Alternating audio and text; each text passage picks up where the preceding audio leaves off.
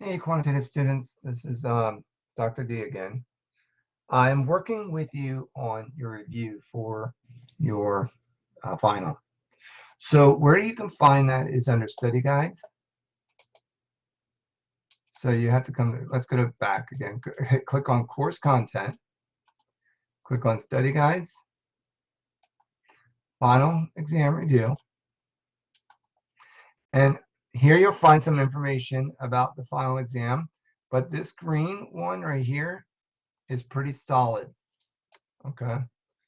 Now this one right here is the questions. It tells you that you need a blue Scantron for the final. So you can find that at the bookstore. The final is made up of 30 multiple choice questions. You're allowed 4 3x5 index cards with any formulas you wish. The calculator is most advised. I mean, some of you may not have a calculator still, which is not advisable. You're not allowed to use your phones or anything like that during a test and borrow calculators and such. So have a calculator and then be prepared to answer 30 questions. It's multiple choice. Now, these questions right here, there's 60 of them. My intentions are to go through them with you right now, but there are answers, and hopefully the solutions I give you will align to these answers. They will, all right? But I want to also point out that I've provided you with Dr. Wyatt's final review step-by-step solution guide. Now, this has also those answers, okay? But it's 20 pages worth of the first two being the answers, or first three, excuse me. But then the rest of it, so you have 17 pages worth of notes related to the answers that you can provide there, all right? And I'll go over this now with you in this video, all right? So that way you can see it in action. But that's 2 resources that you have to be prepared for the final, okay? So with that motion, let's go ahead and get started.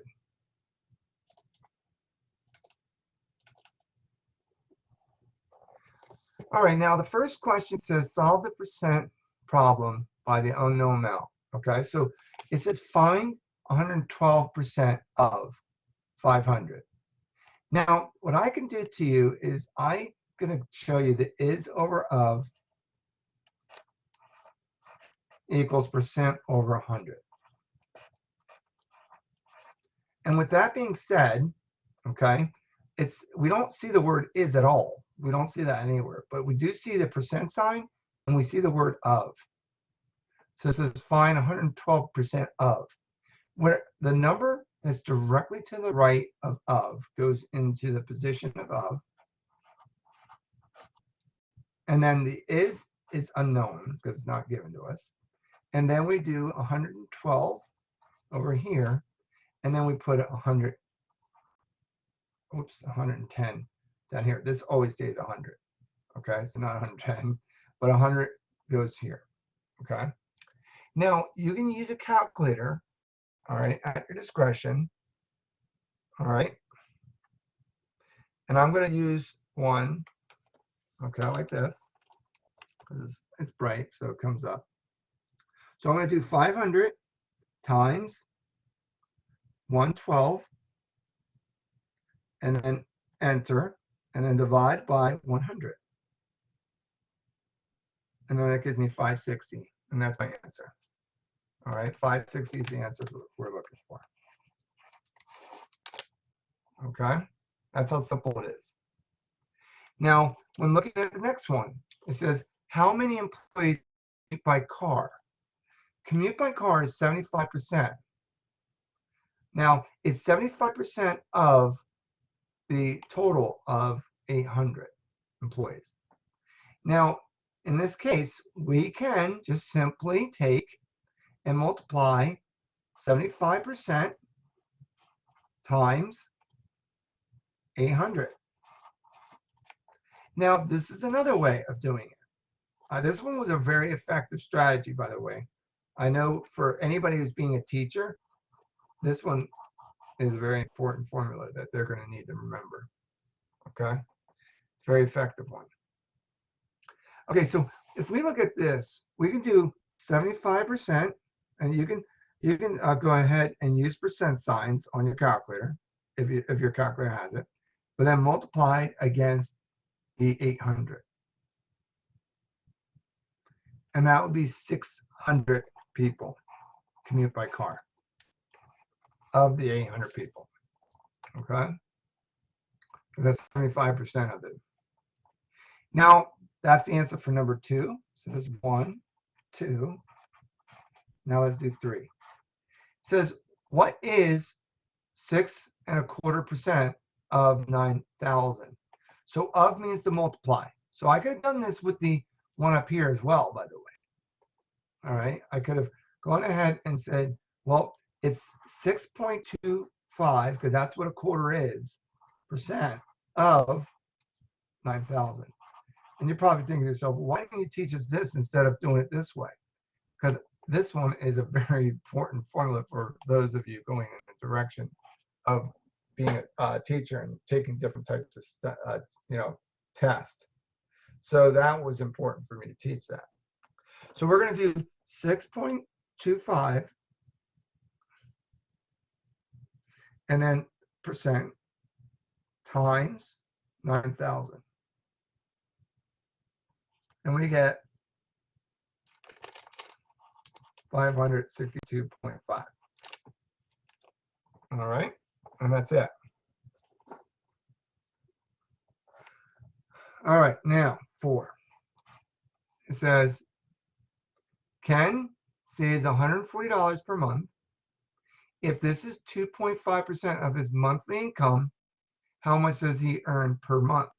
Well, if it's 2.5%,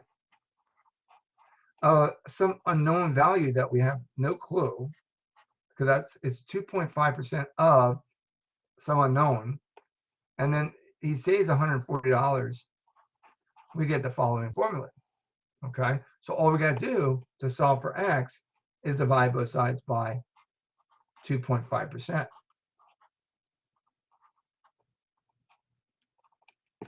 And so we take our calculators. And by the way, you're going to have a calculator, not a phone, by the way. Don't you go thinking you're going to use my phone or use a phone during your test. I mean, if that's bothering you, I could definitely grab a calculator, but I'm not going to. You understand you can't use it. You're going to have to figure out a calculator. So you do 140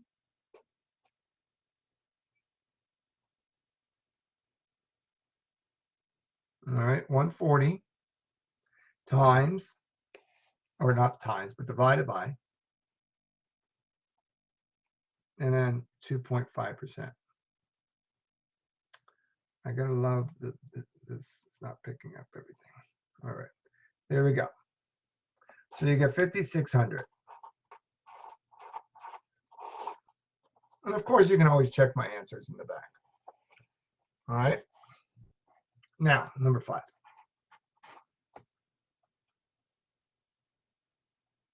It says, in a recent survey, 38% of the people in the U.S. say that gas prices have affected their type of vehicle will buy. In a sample of 400 people who are in the market to buy vehicles, how many would be expected to be influenced by gas prices? So if the 38% of the people, then we do 38% times, I got to lower it for you. All right, times the 400. And that's 152 people.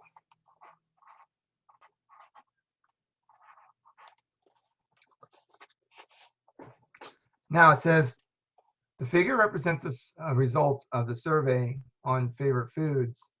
And it says, which food received the most votes? Well, all you got to do is look for the biggest number. So it's going to be burgers. Okay. So that makes sense. A lot of people love burgers. All right. So that's it. What is the locality of the largest lake? All we got to do is look for the largest square mileage. And that would be the locality of West Asia. Okay. And that's it. So number 7 is W, Asia.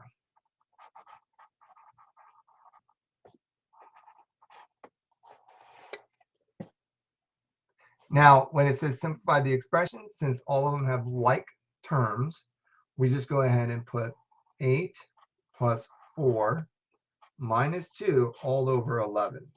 So 8 plus 4 is 12. 12 minus 2 is 10. So 10 over 11 is our answer. Number 9, I'll put that here. It says 9/10 added to 2/7. Now these are unlike terms. And since they're unlike terms, what we do is multiply them together. It keeps it simple. Okay. So we would have 70 and 70. That's multiplying them together. And then we basically cross diagonally divide. So, or not divide, but multiply. So you get 63 plus 20, which ends up being 83 over 70. Now, some of you are definitely afraid of what I did, and you have no understanding about what I'm doing, and you give yourself excuses. I'm never going to figure it out. So I'm going to show you how to use your calculator. So again, a calculator can do this. We are looking at 9/10. So 9 over 10. And then we're going to go ahead and add it to shift 2 over 7. And that gives us a decimal form. I'm going to go ahead and switch it to a fraction form, and I get the same answer that we got here. And I'm going to focus that a little bit. All right, that helps us a little bit, but here we go. I'll do this now.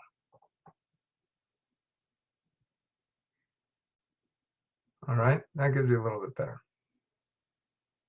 Okay. So there is ways of doing it with a calculator. Now, number 10.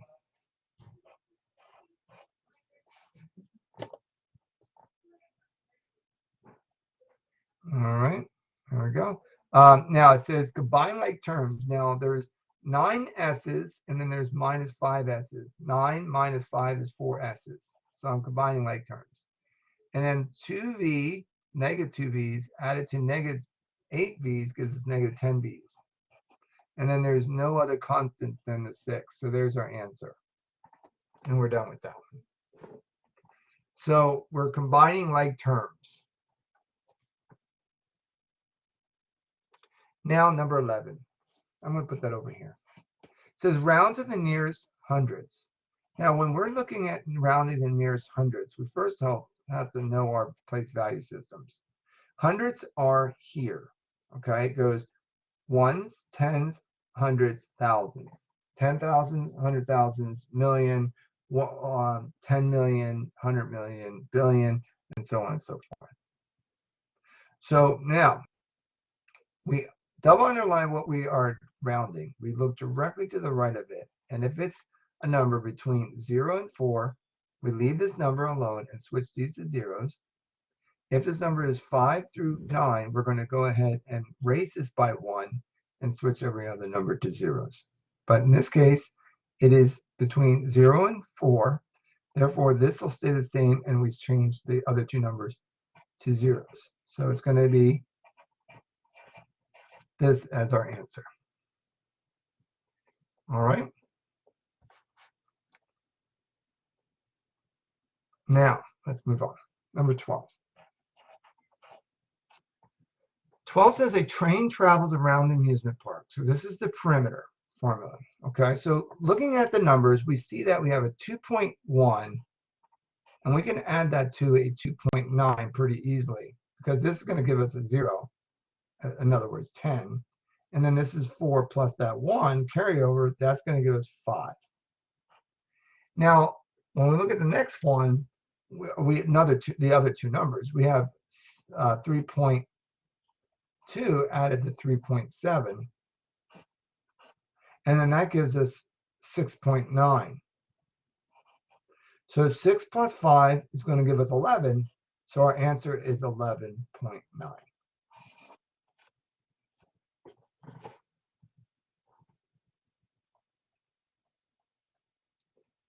Number 13. It says, refer to the graph. What is the difference between different values from Tuesday to Wednesday? Now, Tuesday goes from 43 to Wednesday being negative 87. Now, when they say difference, the way you do that is you go ahead and minus the negative value. And you should remember that double negative equals positive, so it's going to be 43 plus 87. And then adding those two together, 7 plus 3 is 10, 8 plus 4 is 12, plus 1 is 13. So you get 130. That's the difference. So I'm doing this pretty quick because I now to add in my head and stuff, but you can use a calculator for anything that you need for that, okay? For find the perimeter, we're going to see that there's 2 7s there, so that's 14. Add the 5 to the 10, that's 15. Add these two together, you get 29. And of course, this is centimeters, by the way. Likewise, with the one up here, this was miles. All right, so I may have not put that in there, but you might, you'll get that in your questions for the multiple choice. Make sure you have the proper value systems. Now, the math department has $300 to spend on a set of calculators.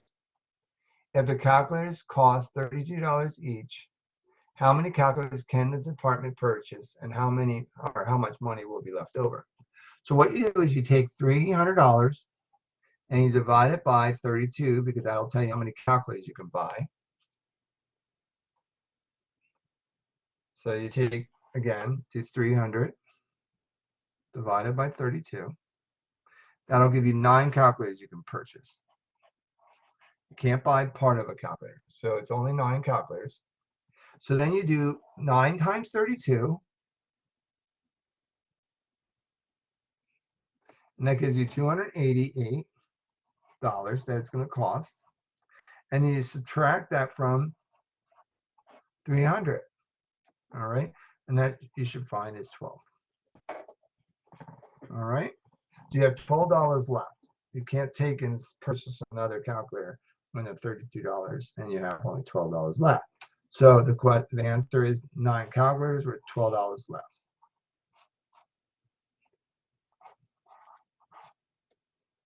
Number 16. It says multiply the number by the power of 10. So the way that this can be worked is that whenever you have a number less than 1, you're going to move the decimal point to the left that many times, okay, when you're multiplying. But, I mean, it's 2 times to get it to, since there's 2 place values. But let's just go ahead and just take our calculators and just do negative. Well, we know it's going to be negative, but just take 22.18 and multiply it by 0.02, or 1, excuse me. And we're going to get the decimal point over, like I said, 2 times to the left, and that's going to give us our answer, is negative 0.2218.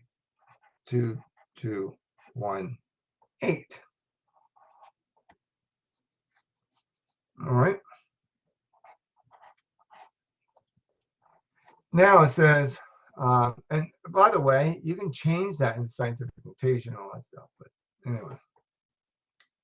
Write the number in scientific notation. So 37,000. I'm going to move the decimal point over 4 times to get it between a number between 1 and 10, not larger than 10. All right. So not less than 1 either. So it's going to be 3.7 times 10, how many times you needed to move it, which was 4. Number 18. It says write the number in scientific notation. Well, now you count up the zeros you have. 1, 2, 3, 4, 5, 6, 7, 8, and then you have, so I'm going to count it again. 1, 2, 3, 4, 5, 6, 7, 8 zeros. And that's how many zeros I have here. So my answer is how many? It's going to be a number between 1 and 10. So it's going to be 8.8109 times 10 to how many times we needed to move the decimal point, which was 8 times. How many zeros there are. That's how the answer works. Okay. Now number 19. Write the number in standard form. Well, when you have a negative value for your exponential power, we move it to the left that many times. So that means how many zeros it's going to be is 5. 1, 2, 3, 4, 5. And then I'm going to go ahead and put 5, 1, 1, 5. And that's it. All right, so you should have 5 zeros if it's negative 5. 20.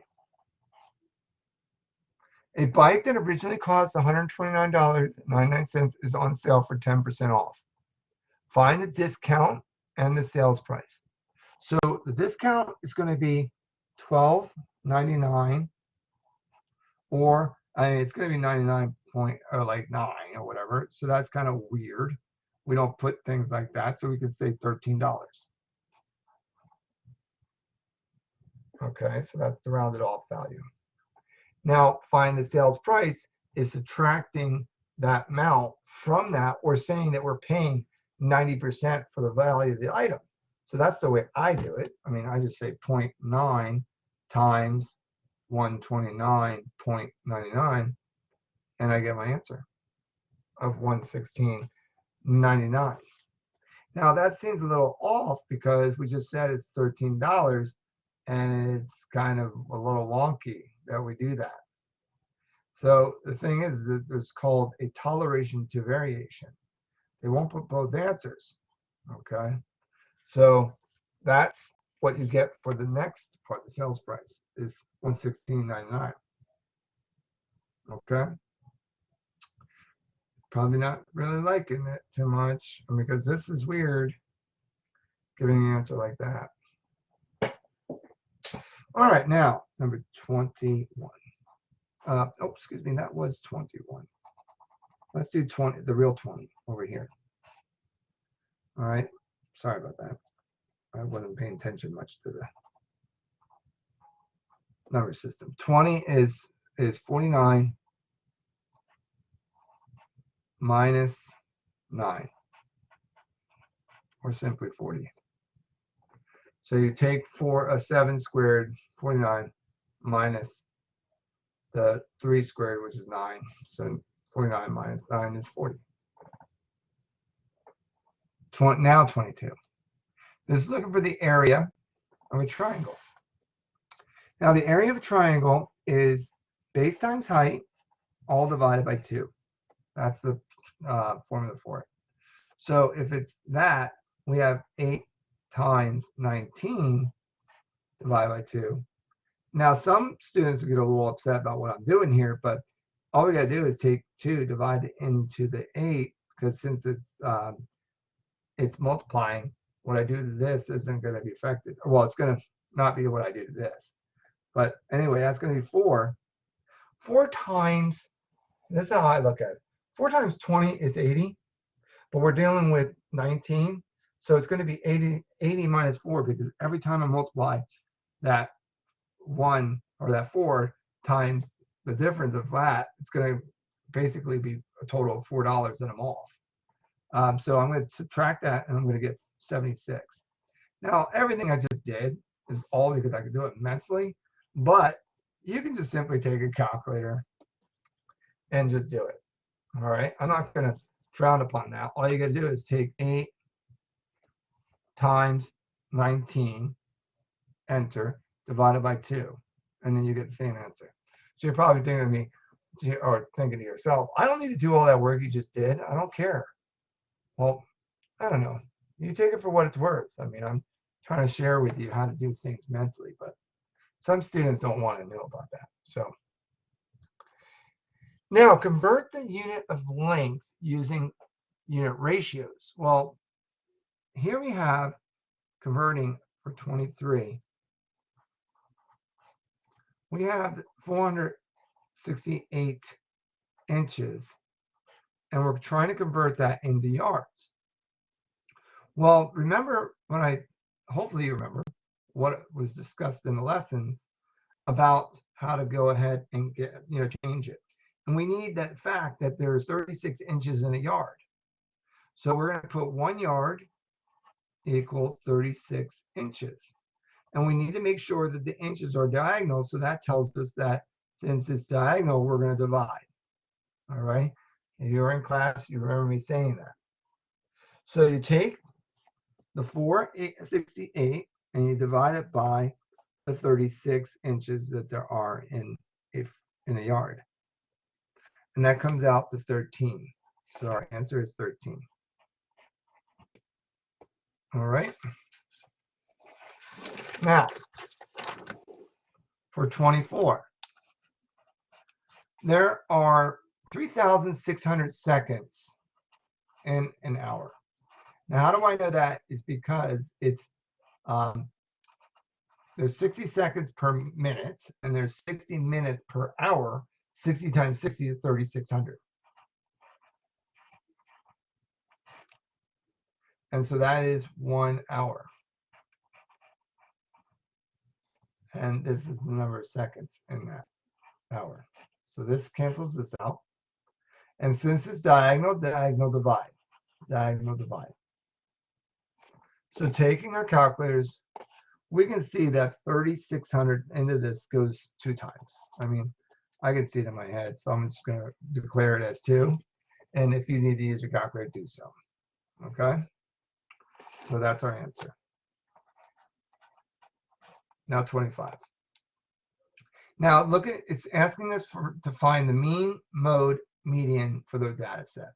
So we're going to go ahead and put this in order from least to greatest. So there's 3 3s, there's 1 5, there's 1 7, and then there's 3 9s.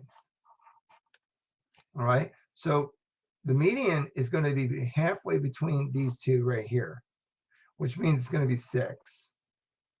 The mean, we're going to have to go ahead and add up all these together, which collectively this is going to be 3 plus 3 plus 3 is 9. And then we have these two together would equal 12. And these two or 3 together would be 27. So we're going to go ahead and add up all those together. Well, 9 plus that's 21. All right. And then add this together right here gives us 48. Now you take 48 and divide it by 8, and that would also give us 6. So I just did that in my head. All right. So anyway, I didn't need a calculator on that, right? Now the mode, there's 2 modes, and that is 3s and 9s. So that is the answer we're looking for. So the mean is 6. The median is 6. And the mode is 3 and 9. Which I find kind of interesting, that the difference between those two is 6. All right. So now we have number 26. A jar container contains 16 marbles, 5 blue, 8 green, 3 yellow. What is the probability of choosing an orange marble? Well, there are no orange marbles. So that means there's 0 probability of it occurring. 0% chance of that occurring.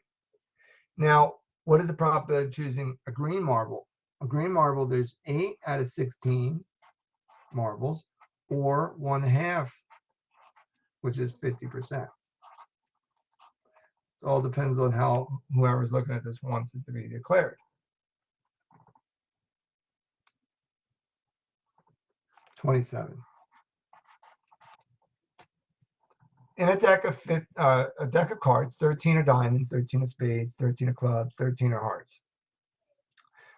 A single card is drawn from the deck. Find the probability of getting a spade. Now, a spade is 1/4 of the deck because it's 13 cards. So if we look at it, it's 13 out of 52. If you add up 13 plus 13 plus 13, all four of them. So then that's 1/4 of the deck. And then you only have 4 suits, so it makes sense that all spades are 1/4 of the deck. Okay. Now, 28. Now, it's saying it wants to know how many grams equals how many ounces. So 19 grams equals how many ounces. So the way we have to do it is figure out how many grams are in an ounce. Okay.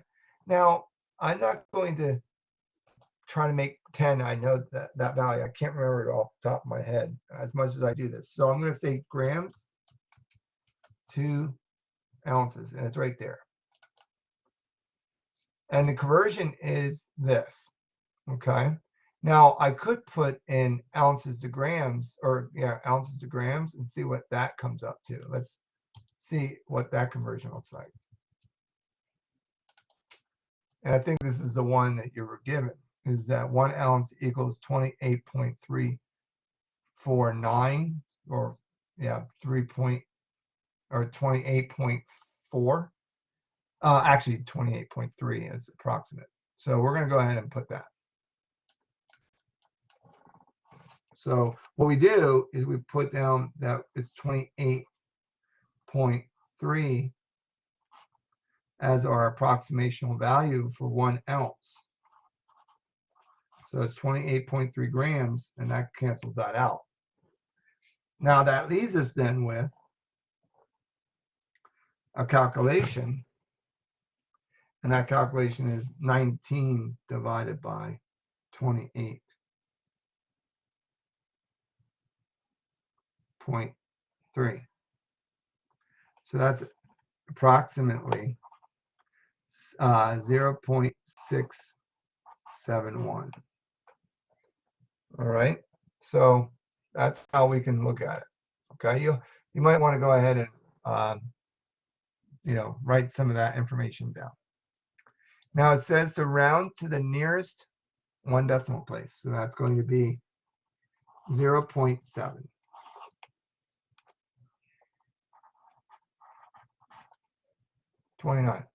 Convert to, or excuse me, 621 decimeters into meters. Now, if you remember, King Henry died, and this is Deca, unfortunately, drinking chocolate milk. Then it's asking us, this is liters, grams, and meters. And so it's asking us to go from here to here. So when it's asking us to go do that, it's asking us to find the decimal point located in the number, which is right here, and move it over the same number of times, which is 1. So your answer is 62.1. All right. That's how that works.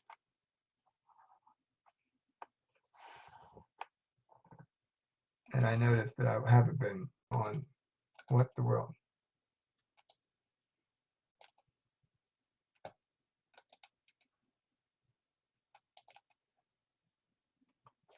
If I haven't been on there, I apologize.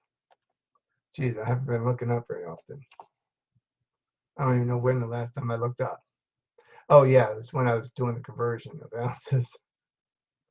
So it was back here. So when I did this, okay, and then I used that information to convert, and then I went ahead and did 62 or 621 decimeters equals meters. I did the King Henry died, unfortunately, drinking chocolate milk, and said this is Deca. We're moving it from deci to meters. So we moved the decimal point over 1 time, and it's going to equal 62.1. Okay. My apologies. I didn't realize I was you couldn't see my other screen. So I looked up finally. Sorry. All right, now it says there are 51 cars in the parking lot, of which 11 are white. Write a ratio of white cars to cars that are not white. So white cars, 11 are white, and the ratio is 11 to, and then you minus 11 from 51, you get 40. So there's the ratio, 11 to 41, or 40, excuse me.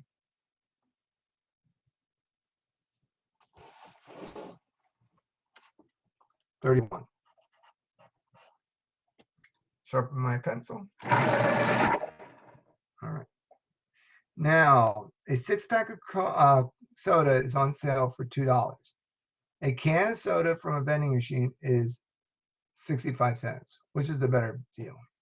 Obviously, it's going to be the 6-pack because you're looking at unit price of $2 divided by 6. That's really ridiculous.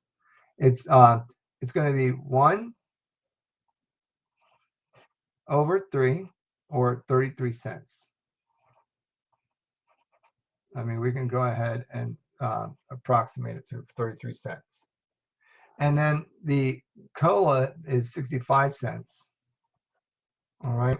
So the better price is obviously this. So it's a 6-pack of soda. 32. Write the rate as a unit rate. So you have to always put dollar over the number, okay? So dollar always goes over number. So it's going to be $2.85. We're finding out how much does it cost per pound of bananas. So what you want to try to do is get the denominator equal to 1. So you divide both top and bottom by 5. So that can equal 1. So once we do that, I mean, I could do it. Okay, so obviously 5 can't go into 2. 5 goes into 28 5 times, with 3 left over. 3 goes into, or 35 goes into 35 7 times. So our answer is 57 cents.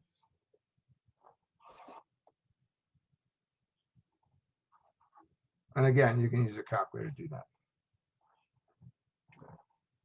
33. If a teacher who was earning $51,000 receives a 3.6% increase, what is the new salary? So it's obviously the $51,000, and it's going to be multiplying against a 1.036% is represented by 0 or 0.036 as a decimal.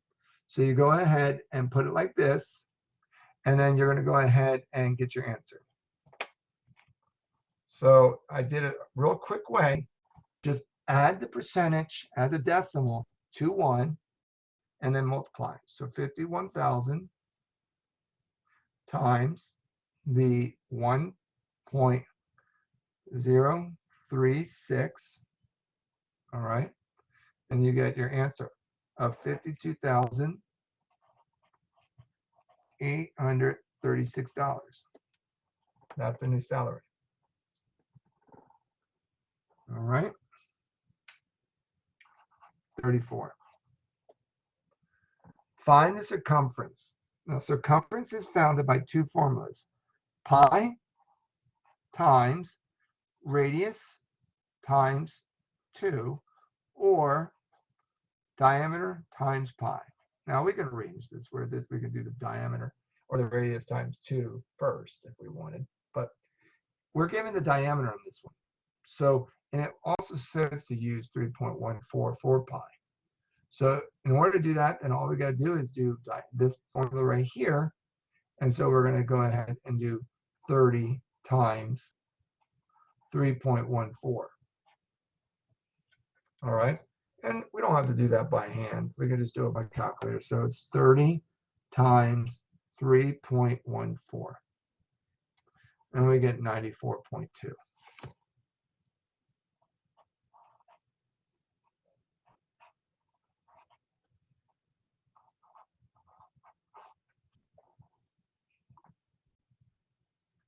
Now, solving the proportion. Now, if you recognize proportions, I did proportions with you for that is over of equals percent over 100 in the very first problem. So cross multiply and divide, and it gives our answer. So we got 8 times 7 equals divided by 3 equals, and then we get our answer of 18.6. And what does it say? It doesn't say the round. So we can do it, since this is 6 continuous, that's 2/3. So it's 18 and 2/3. We can write it that way. Or you can just write it as the 18.6 with a line over top of it. It's all up to you, however you want to do it. But it's a multiple choice test, so the answer is not going to have both of the answers there. 36. Solve this equation. So it's 8z equals 10z plus 12. So what we're going to do here is I'm going to subtract 8z's from both sides, get 2z's, and then move this over to the other side and get negative 12. Divide both sides by 2. That's going to give me z equals negative 6.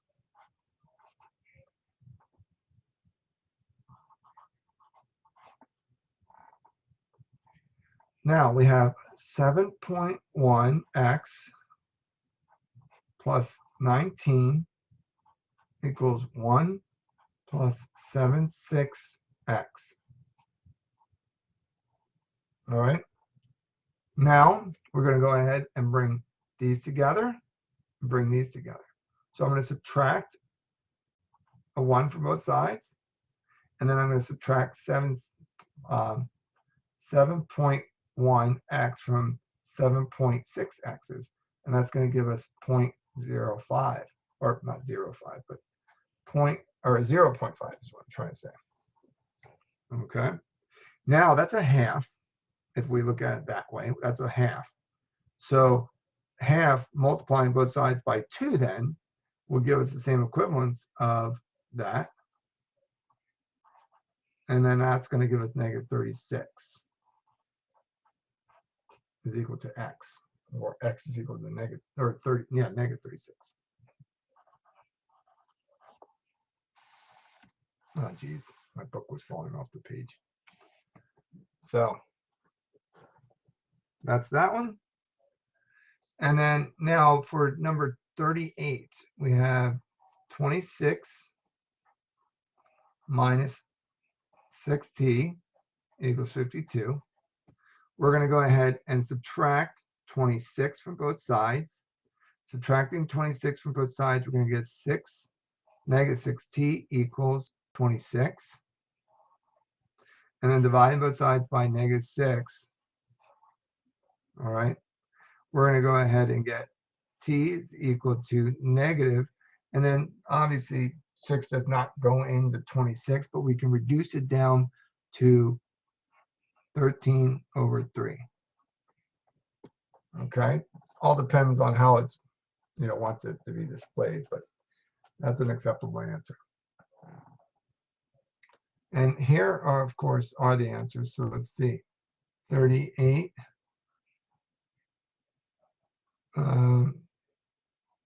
Yeah, that's how they wanted it to be displayed. Okay. So, and then here's the answer for that one. It says that it was, oh, okay, yeah. This one was positive. That should have been positive. I messed that up. All right, see, it's good to look at the answers. Make sure you can look at mistakes. Because why did I put a negative? It's because I subtracted that. And I went ahead and thought negative in my head. So anyway, some mistakes happen, but that's good stuff. All right, let's continue. All right, so we're done with 38. Let's work on 39 now. Now, it wants us to plot the points. I have grid paper here, which is kind of nice for that. All right, let's go ahead and look at some of this. Now, it wants us to plot 0 and then -1, 0.5. So 0 is moving nowhere left or right, but now negative 1.5 would put it right here. All right. Now, negative 2.8, so that's 1, 2, and 8 would be about right there. And then moving it nowhere. I'll make it a little bit bigger for you. Now it's negative 3, 1, 2, 3. And then up 1.7 would be a route right here. All right. And then negative 3.8, which is about right there. And then negative 4, 1, 2, 3, 4.8 would be another little bit. So I'm going to get an answer right here. All right. So those are the 4 coordinate points that are listed there. Now, number 40. This was 39. 40 says determine the slope.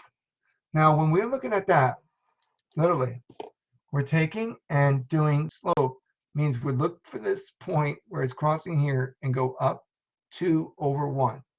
Up 2 over 1 is our slope. It's 2. And that's it. All right. So that's number 40. 41, it's find the slope. Y equals mx plus b is the formula you need for this. So the slope is going to be wherever the value is here, and the y-intercept is going to be wherever the value is here. So the slope, m, is equal to 27, and b, or the y-intercept, is equal to negative 49. Now, if you put it down as a coordinate point 0, negative 49, I won't have a problem with that. But sometimes the answers don't come out like that. So pay attention to the multiple choice, okay? Now 42, it says determine if the given point is a solution of the system. Now what we do is we do substitution. So the value of y, or I should put down, the value of x is equal to 3. The value of y is equal to negative 8. And now we're going to go ahead and substitute it in. So 9 times negative 8, is that equal to negative 66? And then minus 3 times 2, excuse me. All right, so negative 2 times 3. So then that's going to give us negative 72, okay? And this is going to give us negative 72 as well. So that works. Okay, now we move it on to the next one. We have 2 times negative 8. And ask us, is that the same as negative 19 plus, and then we have also the value of x is 3. So this is going to give us negative 16, and this is going to give us negative 16. So it works for both. Therefore, yes, this is an answer.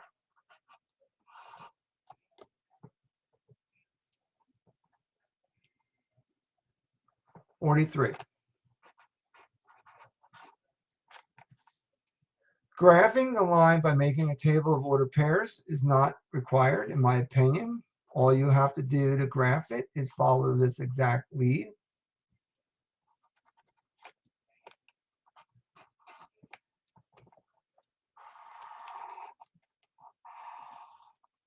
We're going to go down to negative 10. So this, I'm going to increment by 2s, 2, 4, 6, 8, 10. And then I'm going to go up 5 over 1. Not this is not 1, but it's 5 over 1. So up 5. So this is 2, 4, 5 is halfway. And then over 1. All right. And then I have my graph. And I'm done. So now 44. Let me put that here. I could do that here. it says it wants to solve by substitution method. So we're going to go ahead and substitute the value of y into the other equation. So 6x plus 4 times, now remember, this all represents the value of y. So what I'm going to do is I'm replacing all of that in for y. And then I'm going to go ahead and complete the equation. So then here we have the equation. Now we're going to have to do the distributive property.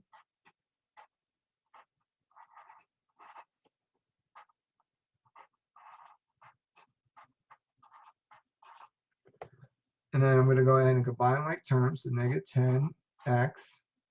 Subtracting 80 from 50 gives us negative 30. This time I'm paying attention to signs. Okay. And then I'm going to divide both sides by negative 10. So x is equal to 3. Now that I have x equals 3, I'm going to put that back into the equation of y equals 20 minus 4 times 3, which is 12. And then 20 minus 12 is 8. So I have those two values, and that's my answer I'm looking for.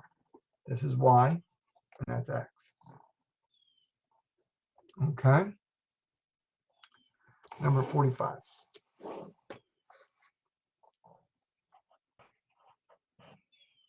Now 45 is just doing the distributive property. So you're going to get negative 25 plus 15q, and I'm done with that one.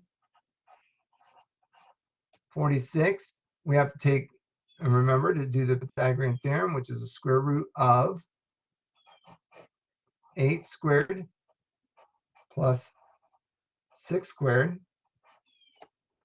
And that gives us 64 plus 36, which is equal to 100, which equals the square root of 100 is 10.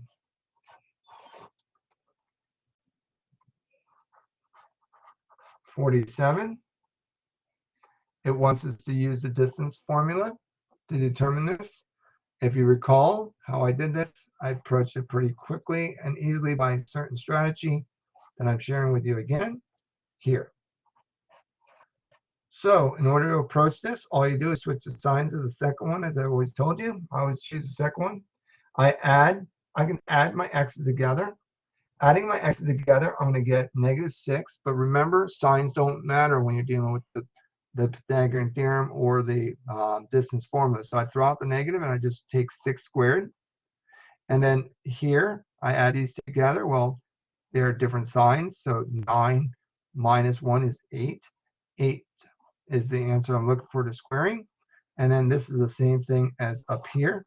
Therefore, the answer is 10.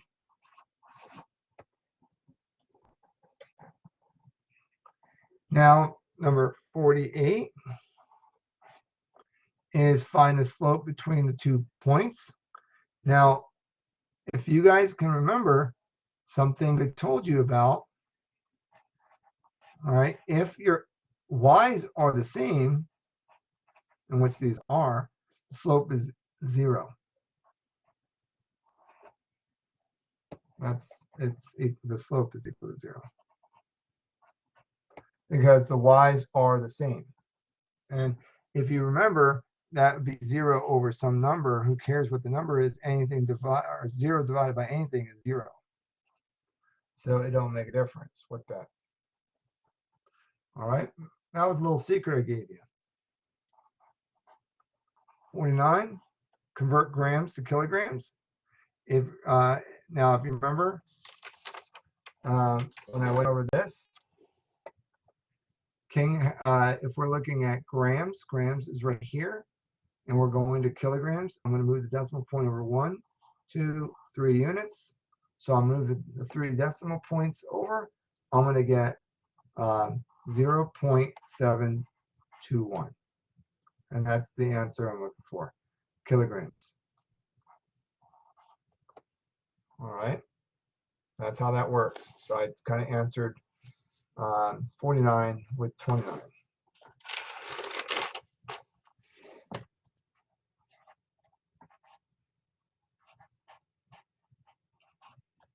50.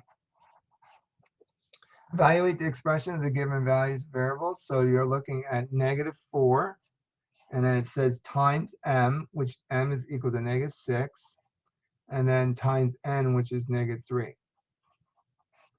Since this is negative times a negative times a negative, we're going to look at a negative value, and then we have 4 times 3 is 12, 12 times 6 is 72.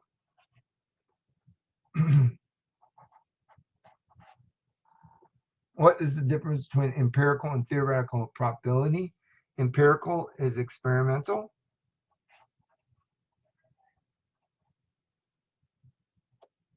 All right, and then theoretical is what we're looking for the generality of guessing, not guessing, but coming up with a theoretical approach.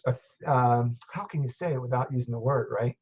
The difference between it is that the theory is not using any kind of basis for testing, whereas empirical is testing the theoretical. So it's testing what, and here's an example. If I say a die is there's 1 out of 6 chance, which is 0.16 continuous chance of any number rolling, and I go ahead and run an experiment rolling the die 1,000 times, then I test any single number, it should yield about 16% or 17%. All right, somewhere around there. So we're looking at an approximational value for what it should be in theory, but then the testing of it is the empirical. So that's the best I can do. You're going to look for words that are surrounded by that, but I'm going to tell you that it's not on the test. It's just, this is good information for you. What is the difference between inductive and deductive reasoning? Inductive reasoning is pattern-based. So pattern, I'm going to put pat, and then the other one is fact-based.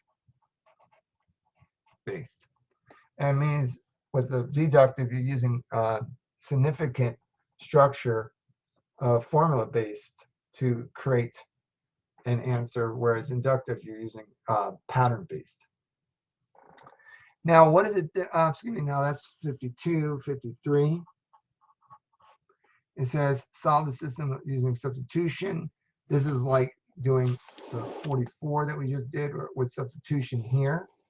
So with this being substitution, we're going to go ahead and substitute the value of x in it. So it's going to be 2y and then plus, and then all the replacement of that is 4y plus 19 equals 7. And then this is going to give us 8y. We're going to go ahead and subtract 19 for both sides, and we're going to get -12. And then we're going to go ahead and divide both sides by 8, get y equals negative, and then that's going to be 4 to be 3 halves. All right, we get 3 halves, or 1.5 if you wish, -1.5. But I'm going to keep it as -3 halves. I want to plug that back into the x equals. So x equals 4 times -3 halves. All right, and then plus 19. 3 halves, 2 goes into 4 2 times. 2 times -3 is -6 plus 19. And then we have -6 minus from 19 gives us gives us 13. So our answer is x equals 13. So we would put 13, and then the y would be -3 halves. All right. So we were looking at that, number 53, and 53 has -2. What did I do? Here I went ahead and and multiplied this rather than added it. See, if I had you guys with me, I wouldn't have done that mistake. So then that makes a difference, right? So then you have 6. This is going to give us 2. And that's our answer we're looking for, -2. All right. And then we go ahead and get -2 and then -2 times. And then this changes all this. So 4 times -2. And that gives us -8 plus 19. And that's 11. Apologize for that. See, my mind, just like yours, I'm doing too many problems too quickly. And it's good that you've seen that I make mistakes. It's my mind is becoming fried. I'm doing too many too fast. All right. Now we have 54. Because I know you're getting bored of this. I'm trying to go as fast as I can.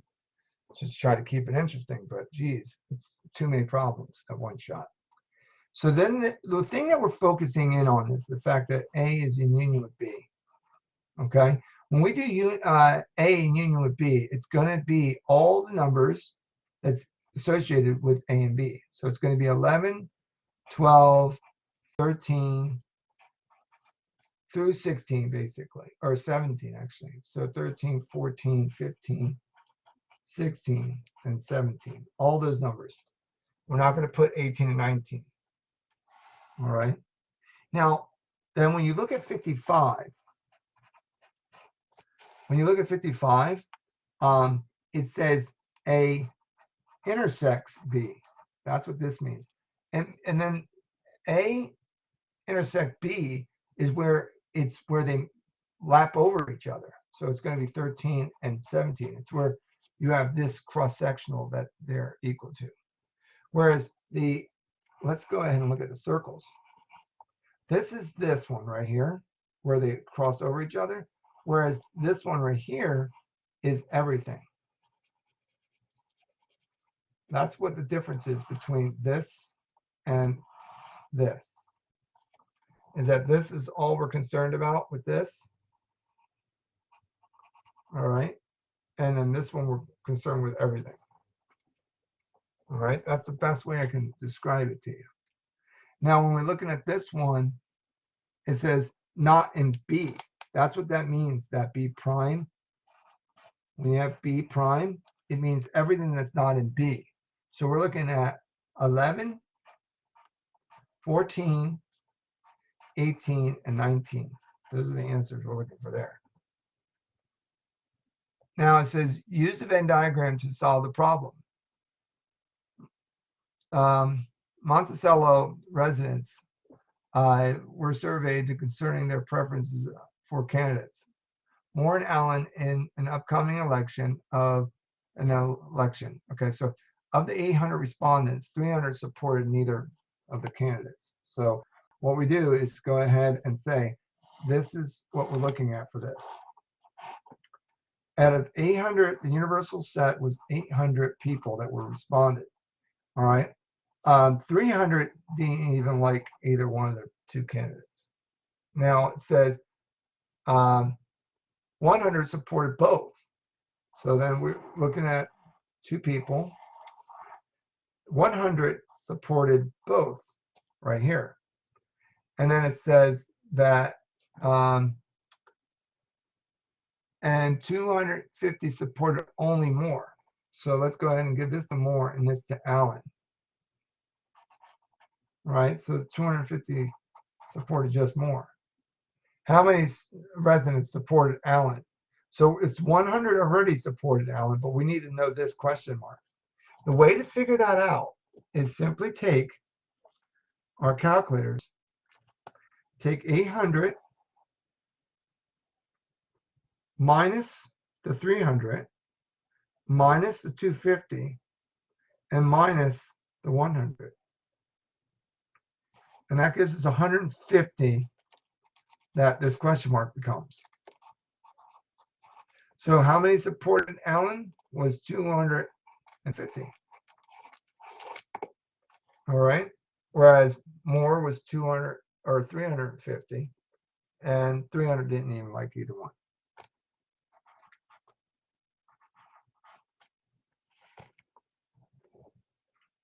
And because that's going to be confusing if you look at it.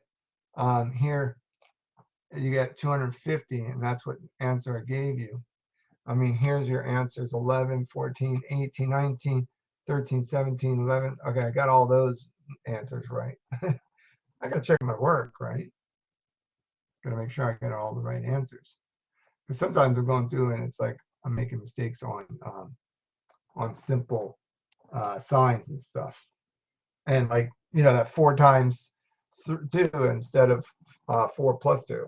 That's ridiculous. Okay, for A, it says, what is the y-intercept of the graph? So this is the kind of question you're going to receive during the kind of question that is pertaining to the last section, 4.7 on the final.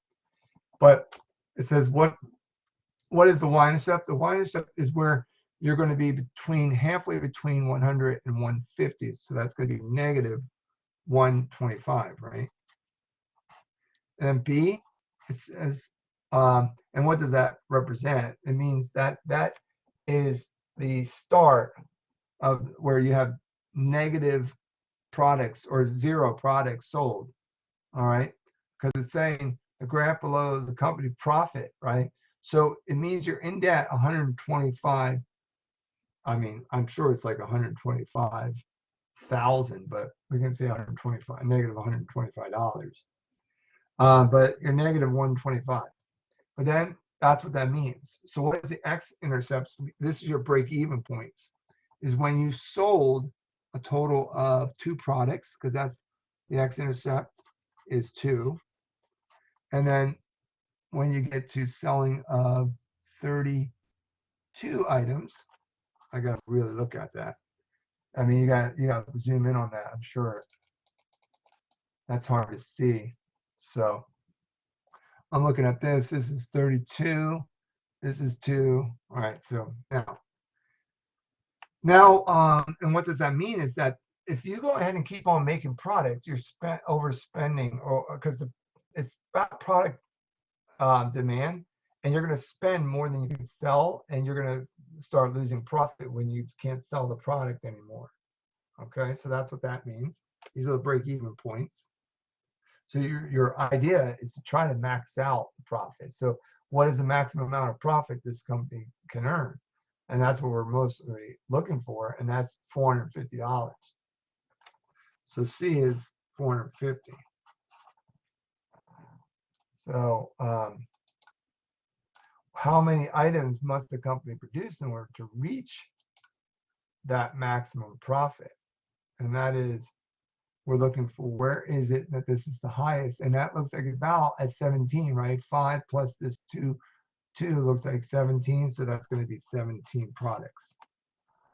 And so if the company knows this, then all they're going to do is produce 17 and sell it. And then that's it. That's the idea. So 59 says solve the inequality. So all we got to do is isolate for the variable A, in this case, add 3 to both sides. When we do that, we do not go ahead and change the inequality sign at all. We just go ahead and put an open circle at the value of 4, and we're done. And then 60, the last and final one that we have to look at, is combining like terms. So we're going to subtract 7z from both sides and get 1z. Subtracting 5 from both sides, we're going to go ahead and get negative 3 for that value. So our answer is going to be pointing to the right, close circle at negative 3. Okay, and that's it. And that's our answer. Okay, so we're done with that, and that is the video caption of the what we're going to do basically in class. Okay, so if you're not there, it's just whatever. It's a recording of the material that we need to go over. All right, now I want to also point out to you that there is more than just that. I want to show you something that under here, you go to home page and you come into more announcements. You come to the bottom of this section, you see a final review. Okay, That's going to be important for you to use that as well. That's the Alex version of the material. Okay, so that's covering Alex. This was covering the hard copy. All right, that should give you a lot of material, and good luck with the preparation for your final.